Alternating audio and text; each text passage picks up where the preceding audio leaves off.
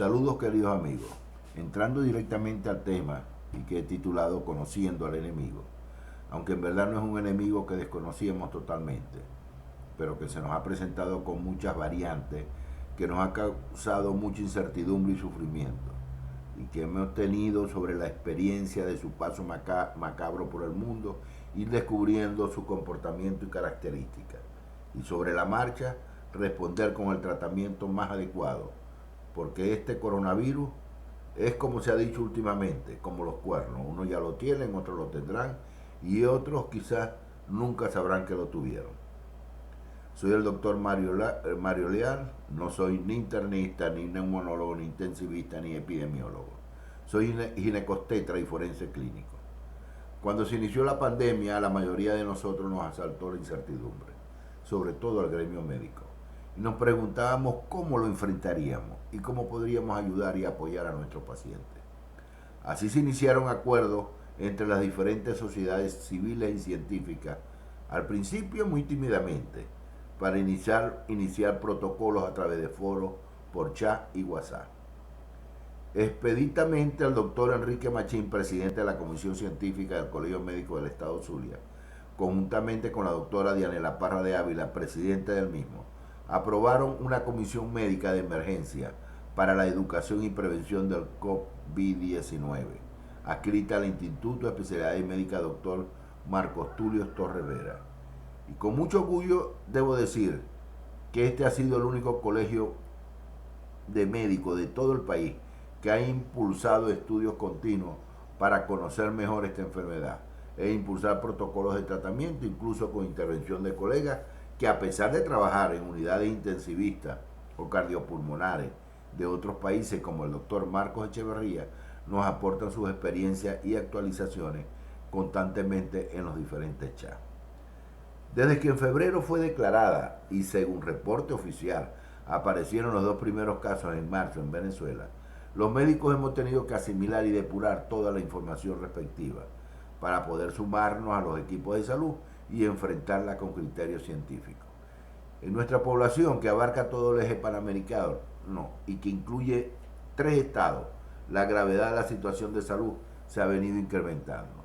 Es por esto que me siento en la obligación de emitir mis criterios sobre la misma y me permito utilizar este espacio que me ha brindado parte de la sociedad civil del eje panamericano, específicamente del Vigía, profesionales, campesinos, comerciantes, ganaderos, estudiantes, etcétera, para dirigirme no solo a la población común, sino también al gremio médico, por lo cual en algunas oportunidades utilizaré muchas veces terminología médica, quizás incomprensible para algunos, pero que en momentos es necesaria para abordar desde el punto de vista científico la conducta ante esta pandemia, sin ánimo de entrar en controversia, sino con el fin de obtener el mayor beneficio para nuestra población y que entre todos los colegas alimentemos nuestros conocimientos y así poder asumir el mejor criterio para el tratamiento adecuado.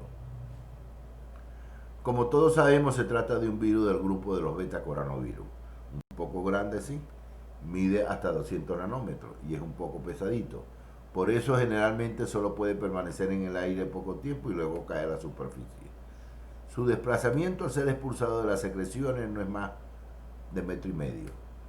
No es como el virus del sarampión, por ejemplo, que es liviano y puede desplazarse hasta 10 metros.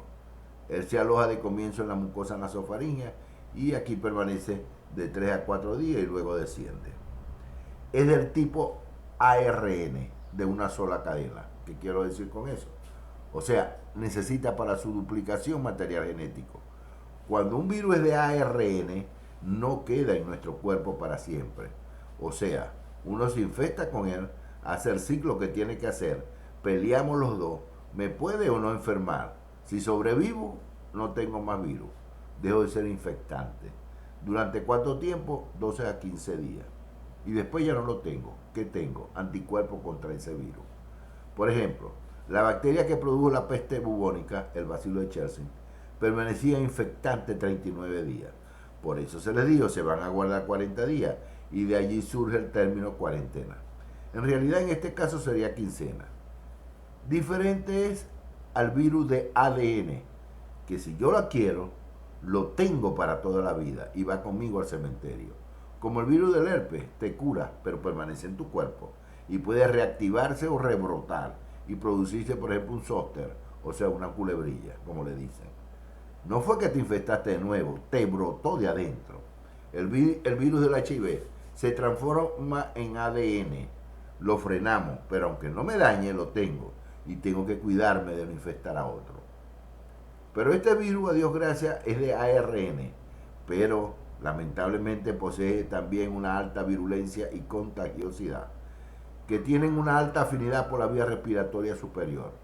En él se describen tres proteínas en su superficie. La proteína S, spike, que significa espina o espiga, o corona de espina, o la corona de Cristo, como le dicen algunos, y que es la que se adosa a los receptores específicos, o sea, a los receptores EK2 ampliamente distribuidos en el organismo, nariz, garganta, pulmones, corazón y hasta testículos. O sea, es la llave que usa el virus para entrar a la célula que va a parasitar. Pero está unida a otra proteína, la E, proteína de envoltura, que es muy sensible a alcohol y detergente. Por eso es importante el aseo, porque destruimos la llave que utiliza para entrar a la célula y se destruye. Y la proteína M, que le da la capacidad de mutación, y una hemaglutinina, que es la que tiene una alta capacidad de generar una alta respuesta inflamatoria.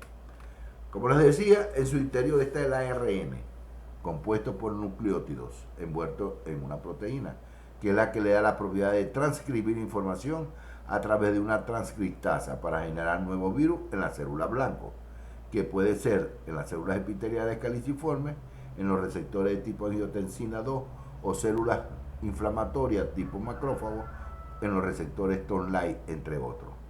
En ellas se fusionan al núcleo y transfieren su material genético a la célula y se generan nuevos virus. Esto produce apostosis, o sea, estallido de la célula, y se dice que cada célula blanco infestada va a generar hasta 100.000 nuevos virus. Este virus llega al pulmón y al unirse a la célula alveolar produce un éxtasis, o sea, parálisis ciliar, y una reacción inflamatoria al principio con la llegada de macrófagos, que origina liberación de citoquinas. Esto produce extravasación de líquido, aumento de la actividad inflamatoria, con la llegada de más células inflamatorias, pero esta vez de tipo neutrófilo, que agrava aún más la tormenta, haciendo un ciclo continuo. Los alvéolos se van llenando cada vez más de líquido, produciéndose un síndrome respiratorio severo. Hay inhibición de los linfocitos T por parte del interferón, produciendo la linfopenia. La liberación intensa de citoquina tipo interleuquina produce la llamada tormenta de citoquina. Estas citoquinas pueden originar fiebre, edema cerebral, encefalitis y convulsiones. A nivel cardíaco, arritmia, miocarditis e insuficiencia cardíaca congestiva. Produce daño hepático con transaminosemia y trastorno de la coagulación. El riñón no escapa a él y le produce una necrosis tubular renal e insuficiencia renal aguda. La transmisión vertical del virus en embarazadas no ha sido bien documentada hasta hoy, a pesar que han nacido niños de madres infectadas que han resultado positivos a la prueba PCR. En resumen, es un virus con estas características. Se trata de un coronavirus llamado SARS-CoV-2, que significa en su sigla en inglés el segundo tipo de coronavirus que produce síndrome agudo respiratorio severo de tipo beta-coronavirus de ARN de una sola cadena, con una alta virulencia y contagiosidad. Este virus apareció en Wuhan, China, y los chinos al comienzo solo aislaron a esa ciudad, pero no al resto del país. Es más, permitieron incluso la circulación de pasajeros nacionales e internacionales para la celebración del año chino. Y no fue sino en enero que decidieron cerrar la frontera, cuando comenzaron a aparecer casos en Europa, principalmente en el norte de Italia y en el Piamonte, con una alta población senil, o de lo que hoy se llama la cuarta edad adulta, y que causó una gran mortalidad y se expandió en el mundo. Luego los chinos decidieron, con la Organización Mundial de la Salud, que no se realizaran autopsias porque se pensaba que era una enfermedad de tipo viral y que se sobreinfectaba al paciente y que esta sobreinfección era lo que originaba su muerte. Luego los patólogos italianos decidieron no hacer caso a las recomendaciones de la OMS y decidieron hacer autopsias. Y después de 600 autopsias descubrieron que los chinos estaban errados y que en estos pacientes, en las zonas de intercambio pulmonar, si es verdad, encontraron fibrosis, pero también se producía trombosis intra y extrapulmonares que llevaban a una CID y el pulmón entraba en colapso. A nuestro país ingresó hace tiempo y por diferentes puntos, no solo con el regreso de migrantes compatriotas o por las fronteras con Colombia, sino por las fronteras con Brasil, por el paso permanente de los narcos, el paso de militares, mineros saqueadores de nuestros minerales del Amazonas, con contaminación de nuestros indígenas y de sus pobladores, y que luego viajaban principalmente al centro del país, Caracas, etc. También por los aeropuertos internacionales de personas autorizadas, y también por Nueva Esparta, Margarita, no solo de la escuela de béisbol, donde surgió la epidemia esta en los primeros meses, en mayo aproximadamente, sino a través de la Guardia Costera y personas del Medio Oriente que estaban asentándose en Margarita. Pero ya estamos en una etapa donde el contagio es interno y por lo tanto exponencial. Y es inevitable que casi la totalidad de la población terminemos contaminados. Pienso que eso es inevitable. En estos momentos estamos en el ascenso al pico de contaminación. Y ya en meses pasados nuestros científicos habían informado al gobierno que según los estudios para finales de agosto o septiembre llegaríamos a la meseta de la misma y probablemente el 80% lo cruce asintomático y solo un 20% de los infectados estarán afectados. Recuerden que es diferente un paciente infectado a uno afectado. El infectado puede tener o no síntomas, el afectado es el que tiene síntomas. Y creo que esto, entre otras cosas, tendrá influencia la carga viral del afectado. Y esta es la parte que pienso que sí podemos controlar. A evitar los conglomerados, guardar la distancia, usar los barbijos, pero principalmente evitar esos conglomerados. Amén del aseo personal, y podemos disminuir así esa carga viral que nos vaya a afectar y por lo tanto el organismo quizás podrá manejar mejor la enfermedad. En el último informe del Centro de Control de Enfermedades de los Estados Unidos, informó que el riesgo mayor de transmisión está en reuniones en los espacios cerrados. Por eso es ahora más que nunca que debemos cumplir con todas estas precauciones y quizás poder obtener el menor número de pacientes críticos en la fase 2. Pero si se llega a esta fase, es aquí donde el gobierno debe tener todos los recursos para manejar a estos pacientes en la fase de distrés respiratoria, que ahora sabemos que no solo hay consolidaciones pulmonares, sino con CID en vasos pulmonares, cuyos trombos sabemos que liberan leucotrienos, que provocan hipertensión pulmonar, que agrava la falla miocárdica que existe por la miocarditis.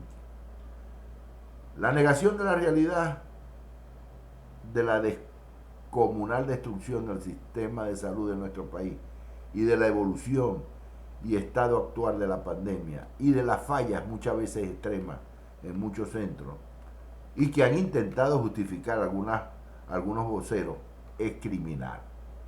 En primer lugar, este desastre no podemos justificarla basándolo en el colapso de la salud que puede haber o estar sufriendo otros países.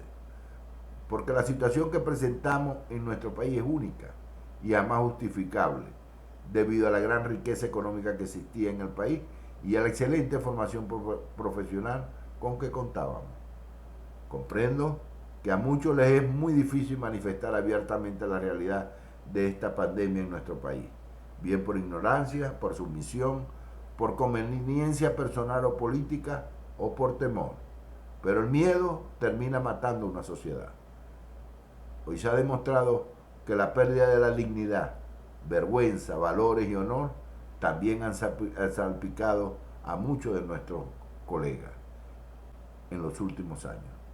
Entiendo los criterios de temor, pero al dejarnos dominar por él, nos estamos quedando sin fuerza para enfrentar un enemigo invisible y tan peligroso como esta pandemia.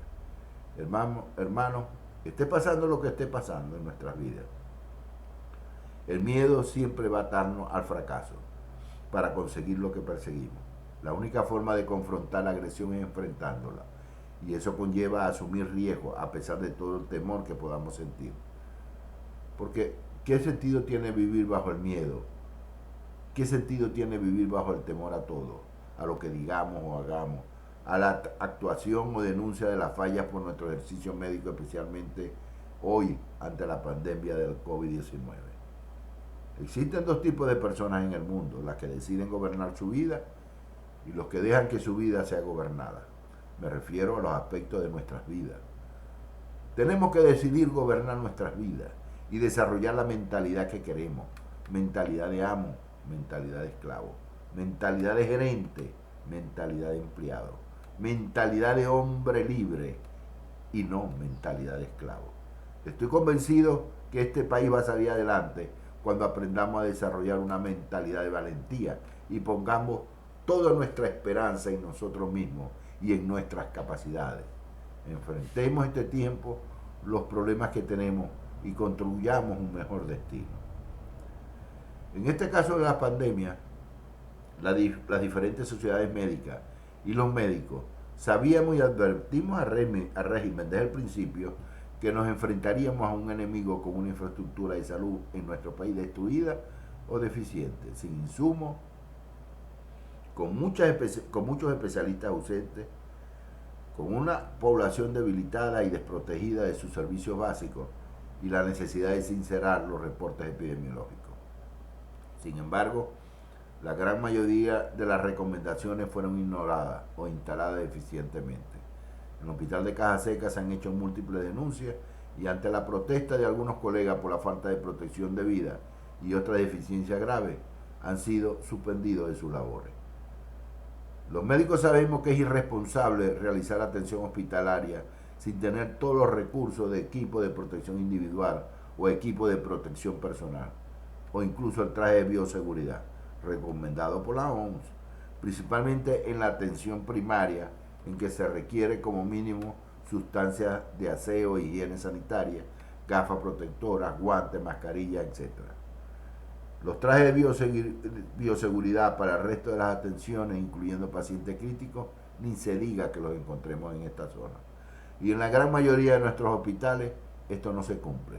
Pero colegas, sin embargo, muchos irresponsablemente han seguido asistiendo en esas condiciones, poniendo en mayor riesgo a nuestros compañeros, pacientes y familiares, lo que hoy se ha traducido en la más alta tasa de mortalidad de un equipo de salud de la totalidad en América. Está claro que el COVID-19 se ha constituido en una pandemia que tiene en cuarentena a la mayoría de los países en el mundo y que han visto lesionada su economía. Sabemos que es producido por el SARS-CoV-2, por lo que es bueno recordar algunas cosas y familiarizarnos con él para entender la importancia de su prevención como de su tratamiento y equipamiento de los centros asistenciales.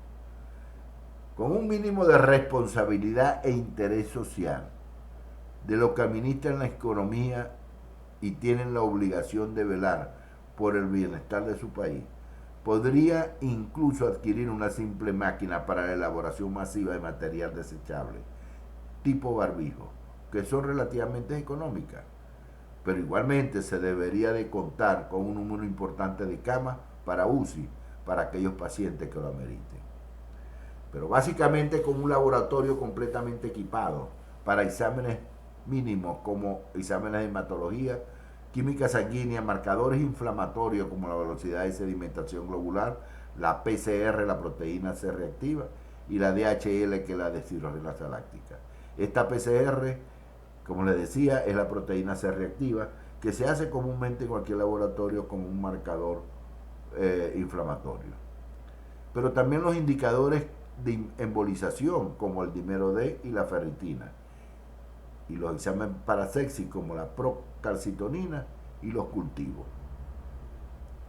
Las pruebas de diagnóstico de COVID, la prueba rápida, que es una prueba indirecta en suero, y la PCR, que llamaría RCP, pues es una prueba directa muy específica para COVID, y que en verdad se llama de reacción de cadena de polimerasa, y que el gobierno se ha tomado para realizarla solo ellos, para tener el control del número de pacientes, centralizándolo al Instituto Rafael Rangel en Caracas y ahora otro paralelo que tienen ahora. Las pruebas rápidas a veces salen falso negativo, bien por hacerlas con reactivo dañado o no adecuado o vencido o en forma muy precoz o cuando hay impericia en la realización. Ahora, el que es positivo es el que se debe aislar y tomar el PCR, con muestra oro y nasofaringia e incluso laringeo. Y para las pruebas indirectas, con muestra capilar, se determina IgG y IgM. Y debemos saber interpretar sus resultados. Por ejemplo, si la IgM es positiva y la IgG negativa, significa infección activa reciente sin anticuerpos. La IgM positiva y la IgG positiva, infección activa, pero ya el organismo está elaborando anticuerpos. Y la IgM negativa, IgG positiva, no hay infección activa y el organismo ya elaboró anticuerpos. La radiografía y la tomografía de tórax son de vital importancia.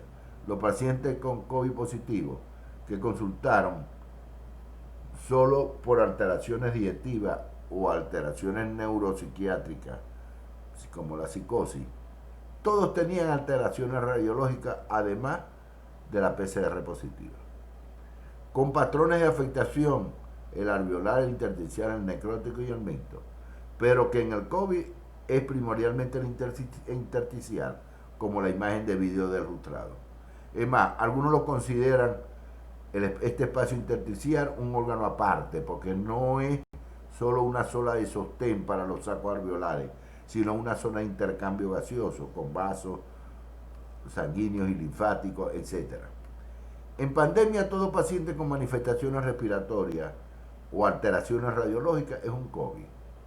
Hay que contar con equipos para controles de gases, medición de saturación de oxígeno, equipos de soporte de ventilación pulmonar no invasiva e invasiva mecánica, incluso para darle una oxigenación suficiente cuando llegan a la fase de hipoxemia refractaria y amerite el ECMO, o sea, el oxigenador de membrana extracorpórea, y que no creo que haya en hospitales en este país en este momento. Y hasta para asistencia por retorno después del destete. Sin embargo, en los países completamente equipados con todo esto, han tenido alta tasa de mortalidad. ¿Qué tasa de mortalidad esperan ustedes que tendríamos nosotros en nuestras condiciones?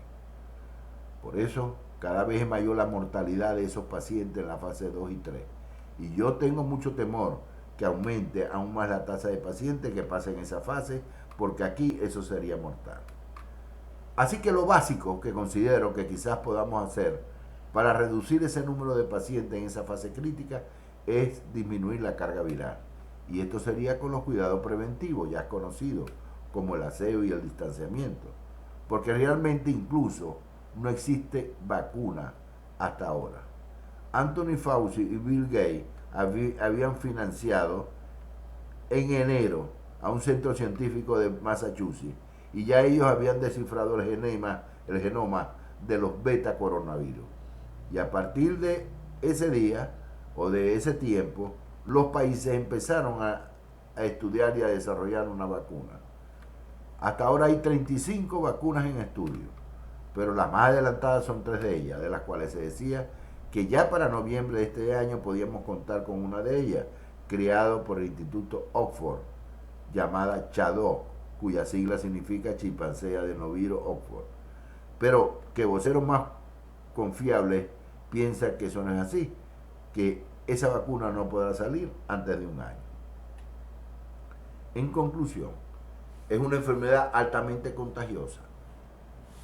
En la primera fase de la enfermedad se han descrito múltiples tratamientos, algunos preventivos y otros sintomáticos. La vitamina C no está hasta hoy bien documentada su beneficio. La prevención sí, de la trombosis con anticoagulantes como la aspirina está bien documentada. El autoprono mejora la disnea. Los antipiréticos si hay fiebre. Los agonistas beta de acción corta como el salbutamol para pacientes con broncoespasmos como los asmáticos. Expectorante para eliminar el esputo espeso. El zinc de acción intracelular para la inmunidad. La ivermectina y la cloroquina son ionófinos de zinc. La ivermectina se daba en dosis única de 3 tabletas. Actualmente se está repitiendo las 48 horas dependiendo del peso del paciente y el tiempo, porque hay que usar al principio de la sintomatología. Aparentemente él inhibe una transcriptasa viral. Además, en esa fase crítica no hay en verdad tratamiento completamente seguro. Se usan nebulizaciones para manejo de las secreciones en la vía respiratoria. También se ha usado hemofiltración de citoquinas. Hasta hoy el tratamiento con mejores resultados son dos medicamentos, como el Remdesivir, un antiviral que actúa sobre la transcriptasa del virus, que anteriormente les hice mención y cuyo costo está alrededor de los $1.000 la dosis, y que se dan 11 dosis en 10 días. Y eso es solo el costo de ese medicamento. Imagínense el costo del total del tratamiento.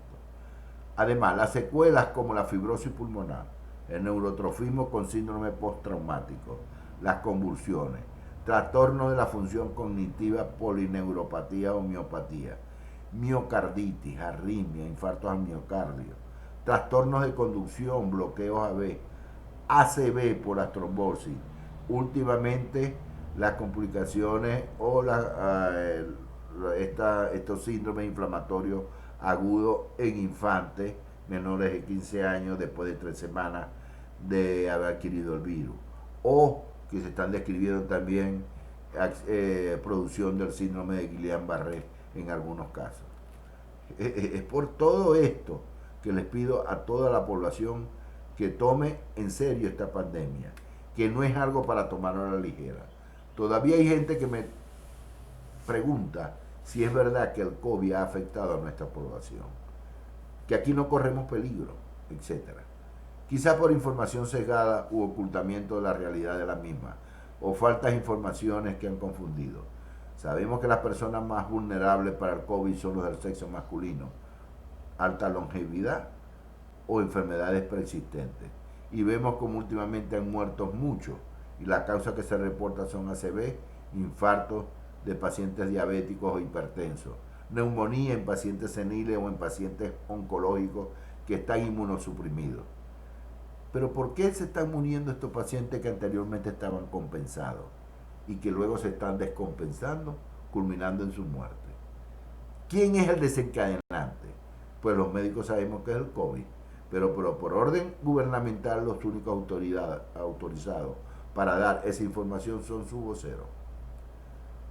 Como les decía, todos hoy en día sabemos que al principio de la pandemia la gravedad de la afectación era principalmente para ese tipo de pacientes de la cuarta edad adulta o con comorbilidad preexistente.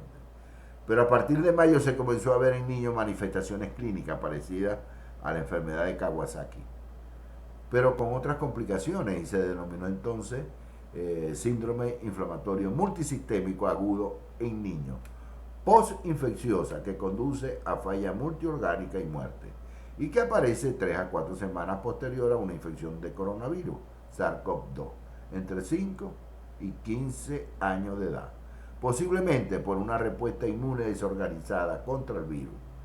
Le produce fiebre, dolor abdominal, vómito, diarrea y en menor grado erupción cutánea, labios rojos, secos y agrietados, ojos rojos, edema de articulaciones de manos y pies, mareo, cefalea y palidez. Luego ataca el sistema cardiovascular y muerte.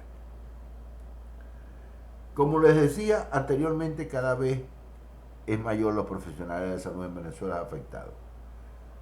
Y la mortalidad más elevada está en ese personal, de hasta un 40%, el más alto de Latinoamérica, seguido de Ecuador de 2.8%.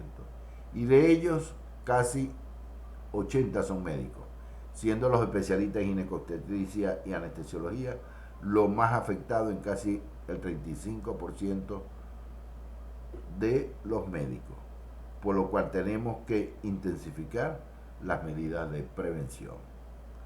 Pero ¿por qué los médicos nos estamos complicando mayormente y estamos muriendo?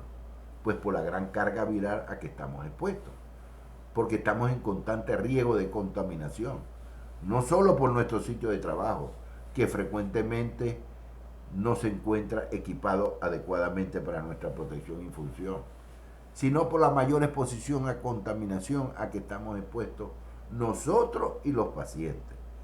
Y que para colmo tenemos que añadirle las dificultades para nuestro traslado y el de los pacientes.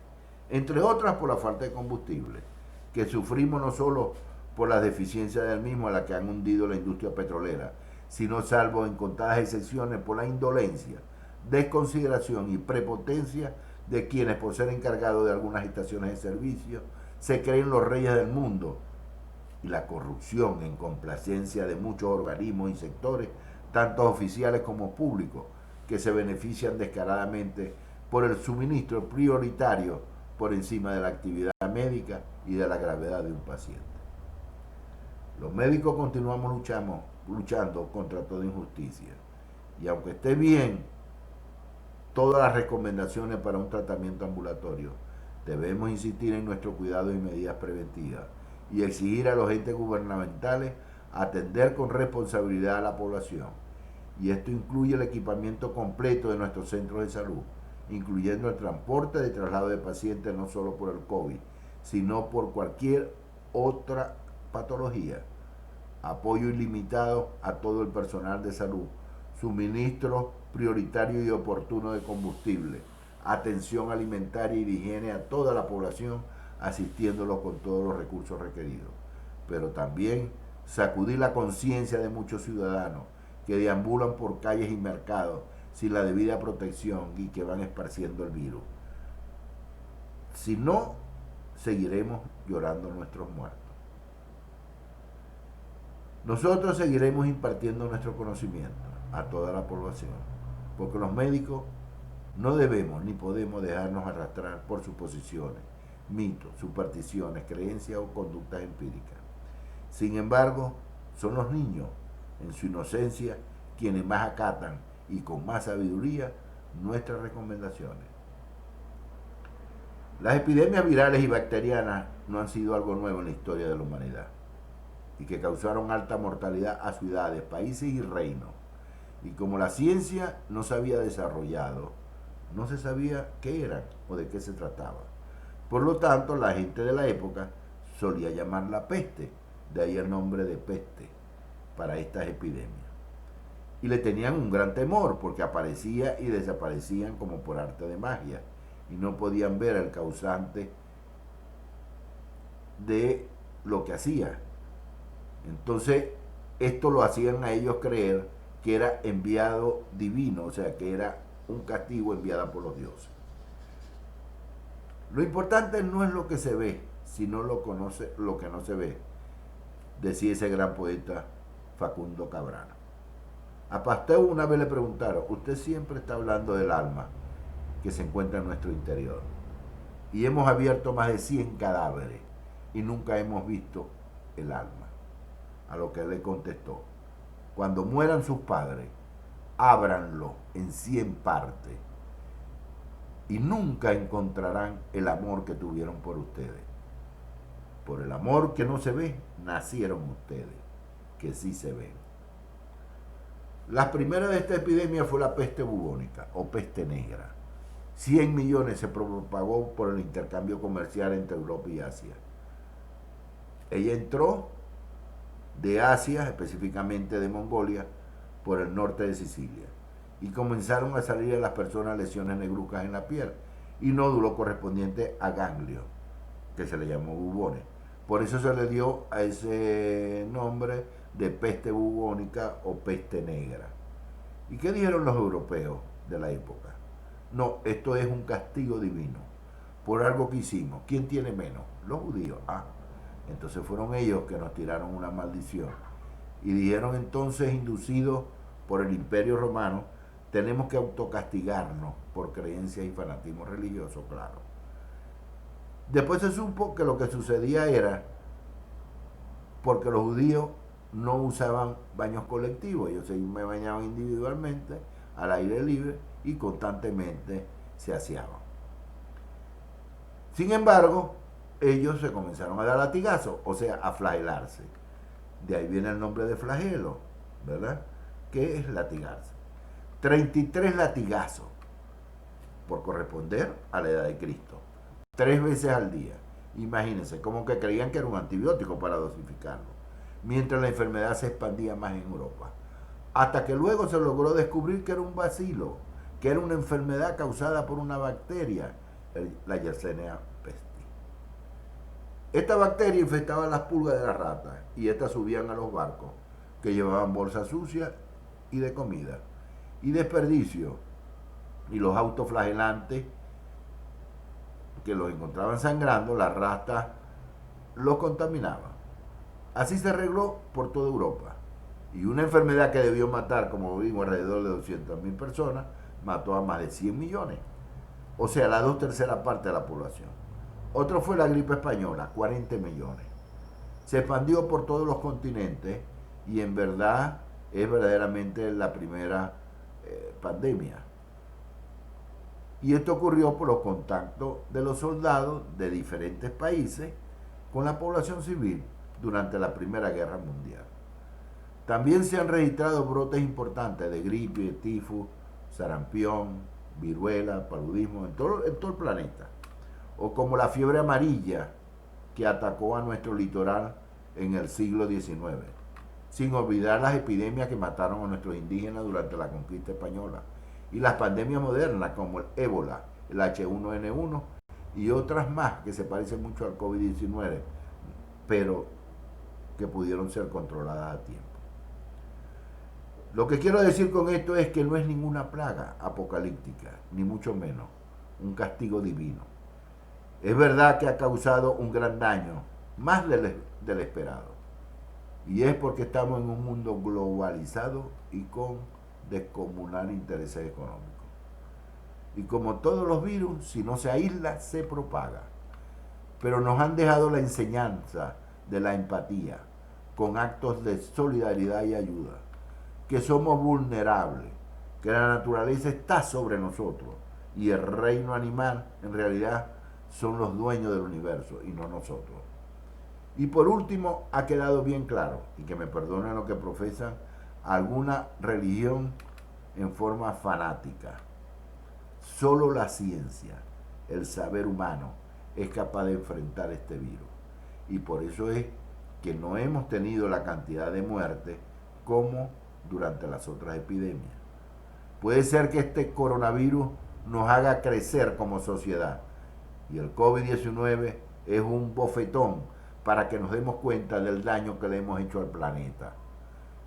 Pero sí causará una gran crisis social, emocional y económica, que costará sacrificio, con empresas quebradas y quizás aumento del nivel de pobreza en algunos países.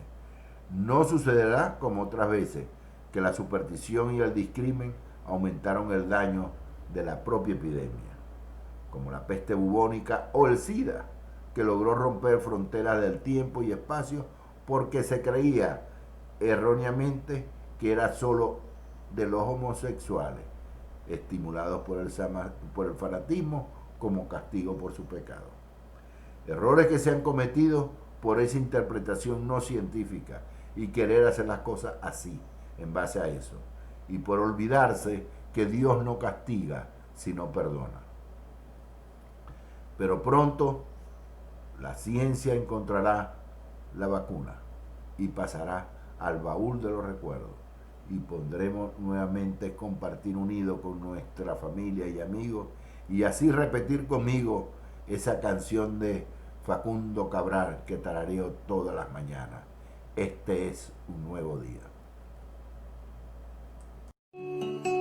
Hoy es un nuevo día para empezar de nuevo, para buscar al ángel que crece mis sueños, para cantar, para reír, para volver a ser feliz, para cantar, para reír, para volver a ser feliz. Hoy es un nuevo día, hoy dejaré el espejo trataré de ser por fin un hombre bueno. De cara al sol caminaré y por la luna volaré. De cara al sol caminaré y por la luna volaré.